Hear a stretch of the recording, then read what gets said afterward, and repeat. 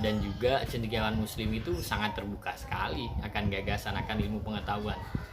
Bukan berarti hanya karena saya muslim kemudian saya tidak mau mempelajari karangan non muslim, enggak. Faktanya di sini juga dijelaskan seperti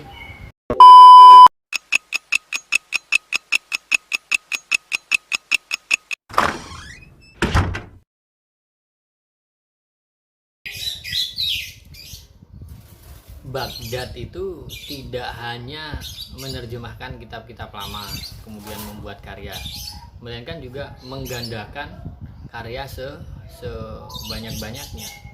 Hal itu ketika berhasil mempelajari bagaimana Cina itu membuat kertas. Hanya saja waktu itu Cina itu belum mampu memberdayakan, belum mampu menemukan ide sebaiknya kertas ini dijadikan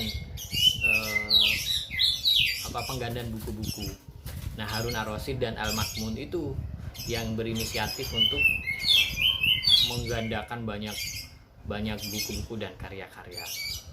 Dengan demikian, Baghdad tidak hanya menjadi daerah yang megah, melainkan menjadi daerah yang banyak sekali perpustakaan.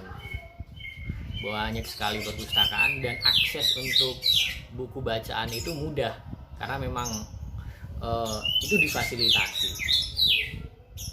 Dan Baghdad itu punya lembaga Baitul Hikmah atau Darul Hikmah yang mempromotori keilmuan itu, sejenis Mendikbud lah mungkin istilahnya kayak gitu kalau di Indonesia. Apalagi kenapa kok sampai mengalami kegemilangan, karena di buku ini sangat jelas disampaikan kebebasan berpikir itu setara dengan hak asasi manusia, sehingga memang masyarakat itu terdorong untuk berpikir, menemukan karya, membuat karya dan seterusnya. Dan juga cendekiawan muslim itu sangat terbuka sekali akan gagasan, akan ilmu pengetahuan. Bukan berarti hanya karena saya muslim kemudian saya tidak mau mempelajari karangan non muslim, enggak.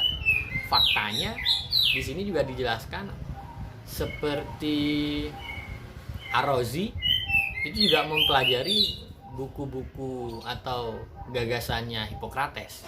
Kemudian seperti Al-Ghazali itu juga mempelajari gagasannya Aristoteles. Bahkan kalau nggak salah, seiring berjalannya waktu, sesama muslim itu adu argumen, adu gagasan tentang pemikirannya Aristoteles. Itu kalau nggak salah Al-Ghazali dengan Ibnu Sina ya, kalau nggak salah. Kalau bukan itu berarti Al-Ghazali dengan Ibnu Rus. Nah, di Andalusia, sekarang masuk Andalusia.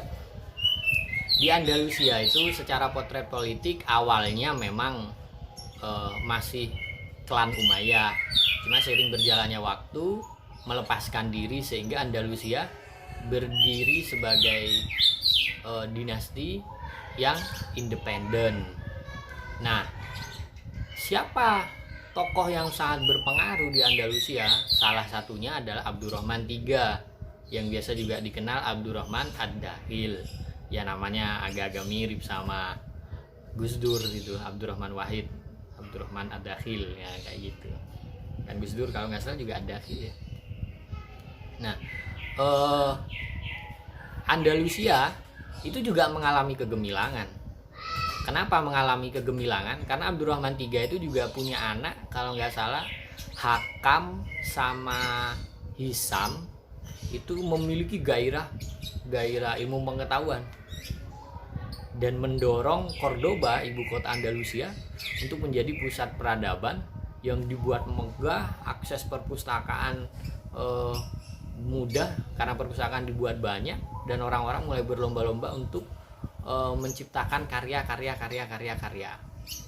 Hal itu dilakukan, dicapai kegemilangannya karena Andalusia meniru pola-pola yang dilakukan di Baghdad, sehingga Abbas mengalami kejayaan. Karena Andalusia juga ingin mengalami kejayaan, kegemilangan, akhirnya pola-pola itu juga ditiru.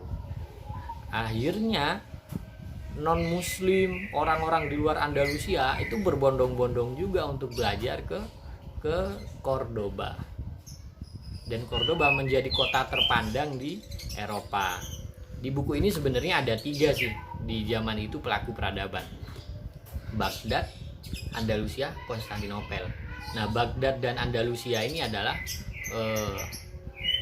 yang dipimpin oleh tokoh Islam. Mungkin sekilas tambahan saja bahwa sejak runtuhnya Andalusia dan runtuhnya Abbasiyah, gagasan-gagasan umat Islam itu banyak dipelajari kembali sama non-muslim. Ada yang ngomong dibawa ke Italia, ada isunya dibakar dan semacamnya. Yang jelas pemikiran-pemikiran yang dilakukan di masa kegemilangan itu menjadi fondasi. Tokoh yang sering kita kenal di era Andalusia itu